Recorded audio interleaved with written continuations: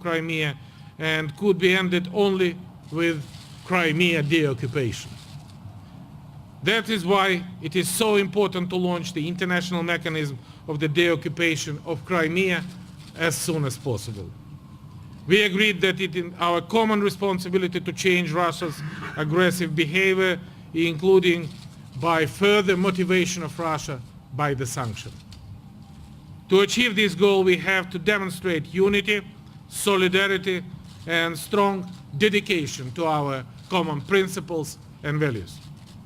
We are grateful that NATO stands by Ukraine, continues supporting politically and assisting practically.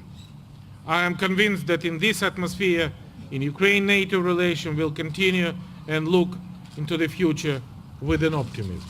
It was some few proposals that we should provide the Ukraine-NATO Commission on the regular basis together with the NATO summit.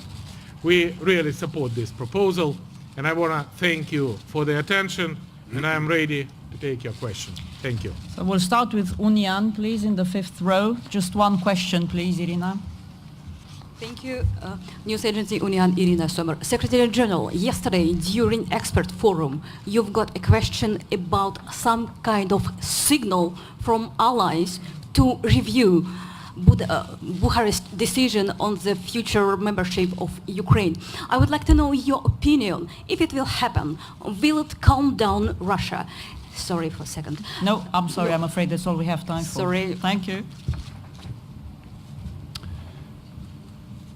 President Poroshenko made it clear in our meeting that the question of membership is not currently on the agenda. The focus now is how Ukraine can meet NATO standards, how Ukraine can implement reforms, and how we can increase the interoperability between Ukrainian forces and NATO forces.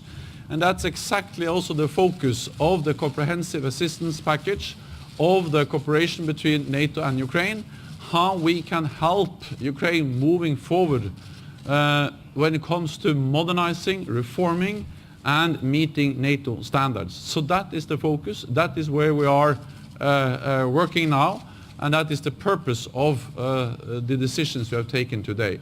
So we will continue to provide strong political support, practical support for Ukraine, enabling them to move forward.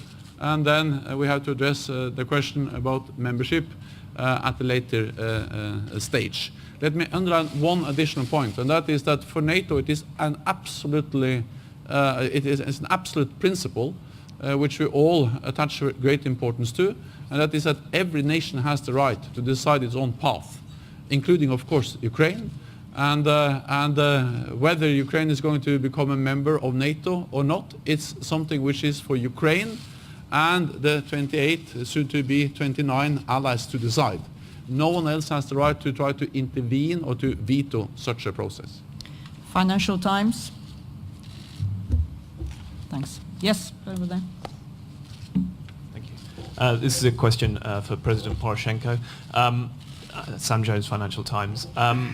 When you hear President Hollande say that Russia should be treated as a partner, not an adversary, and Foreign Minister Steinmeier criticizing NATO's activities, exercises in the east of the alliance. What message do you think that sends to the Kremlin? What do you think Mr. Putin thinks about that, and what does it mean for NATO's credibility and the credibility of their stance with regard to Ukraine?